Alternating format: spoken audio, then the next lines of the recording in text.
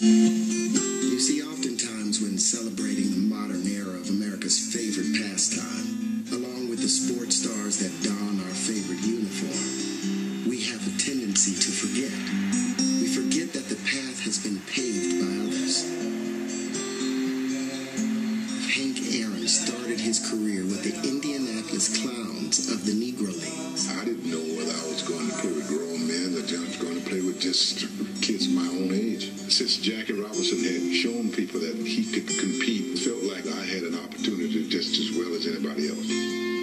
Kansas City may serve as the backdrop for today's All-Star Game, but understand that in 1920, right here on the corner of 18th and Paseo, the first step was taken towards the integration of baseball in America. Root Foster led a contingent of 8 independent black baseball team owners into Kansas City in 1920, and they met at the old Paseo YMCA. He was serving notice to Major League Baseball that a new player had arrived on the scene. 6 years before the catch in the 1954 World Series, Willie Mays played in the Negro League World Series for the Birmingham Black Barons. Every time I think about it, I think about guys hitting balls much further than guys in the majors. You got to understand, they weren't looking at the Negro League at that time. They could no longer deny these amazing athletes because of the color of their skin. If Major League Baseball truly wanted to be regarded as the highest level of the game, then baseball's greatest players at the time needed to be included. You had the major leagues, and then you had the Negro League, and believe me, the Negro League was as powerful and as strong as the Major League was.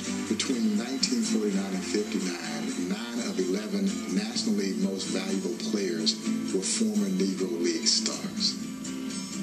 5 years after Jackie was allowed to play in the majors, the Negro Leagues had to fold.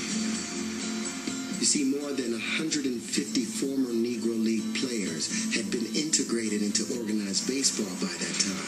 They've taken all the stars out of the league and put them into the major league because they want to use them to draw in their particular cities now. And with the league's greatest stars gone, it could no longer survive. As today's stars take the field here in Kansas City, never let us forget what took place on the corner of 18th and Paseo in 1920. It was not just a stepping stone towards the integration of baseball.